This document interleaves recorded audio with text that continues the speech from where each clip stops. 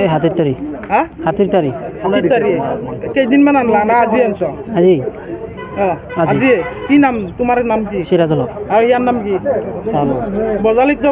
এই নিষিদ্ধ মাংসটো নিষিদ্ধ হৈ আছে আৰু তাৰ পাছতো কিয় আনিছিল কি আনিছিলা তোমাক ক'ৰ পৰা আনিছিলা ঘৰৰ পৰাই ঘৰৰ পৰা ক'ত ঘৰ মোৰ হাতেৰ তাৰিখ গো মাংস বন্ধ কৰিছে কিন্তু তাৰপিছতে আনিছে কিয় আনিছে ইয়াত বজালি জিলা প্ৰশাসনে বন্ধ কৰিছিল তাৰ পাছতো কিয় আনিছ বস্তুটো গোটেই অসমতে গৰু মাংস চলা নাই কিন্তু কেনেকৈ পালা আমার কোনোবা আনি দিছে নেকি আনি দিছে নেকি বস্তুটো আজি আনিছিলা না আৰু আজি আজি আমাৰ কোম্পানীৰ পেৰোলত নহয় কণ্ট্ৰাকচুৱেল এমপ্লয়ী দুটা তো লাঞ্চ টাইমত আমাৰ বেলেগ ল'ৰাৰ লগত হয়তো লাঞ্চ কৰি আছিল তেতিয়া আমাৰ বেলেগ ল'ৰা গম পালে আমাক ইমিডিয়েটলি ইনফৰ্ম কৰিলে তেতিয়া সবাই আমৰা বজালিত আচলতে সেই মাংসবিধ বেন হৈ আছে তাৰ তাৰ পাছত এইটোতো ইলিগেল বস্তু কৰি আছে কাম আহ্বান জনাইছিলে যে গো মাংস নিষিদ্ধ কৰা হৈছিল তাৰপিছতে কিন্তু আপোনালোকৰ আজি ইয়াতে গো মাংস ইতিমধ্যে ওলাইছে হয় না আমি আৰু ল'ৰা দুটাক নাৰাখোঁ অলৰেডি আমি ডিচাইডেড আৰু গেটৰ ভিতৰত সোমাবই নিদিওঁ কাৰণ আমাৰ তাতে আমি নিজে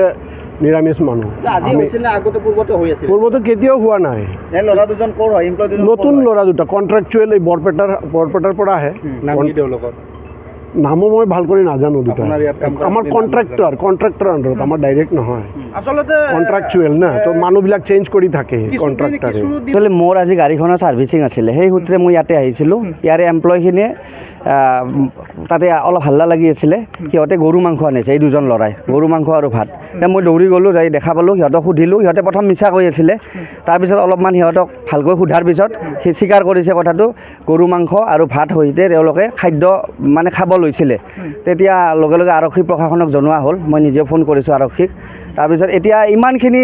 চৰকাৰৰ নীতি নিৰ্দেশনা নিয়ম থকাৰ পিছতো এওঁলোকৰ দৰে মানে ইমান দুঃসাহস আৰু এই পাঠশালাৰ দৰে ঠাইত গতিকে আজি এই গোটেই আচলতে এই জাগাটো পৰিৱেশটো নষ্ট কৰি পেলাইছে গতিকে এওঁলোকৰ পৰা আমাৰ পাঠশালা বজালিৰো এটা বেলেগ ধৰণৰ মেছেজ যায় মোৰ অনুৰোধ এটাই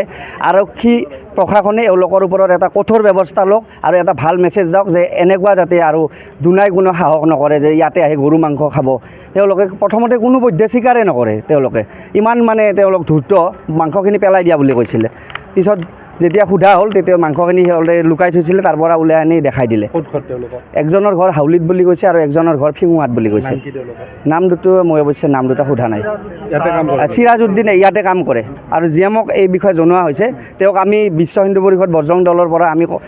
তেখেতক জনাইছোঁ এনেকুৱা ধৰণৰ এমপ্লয় যাতে ভৱিষ্যতে নাৰাখে সম্পূৰ্ণ তেওঁলোকৰ গোটেই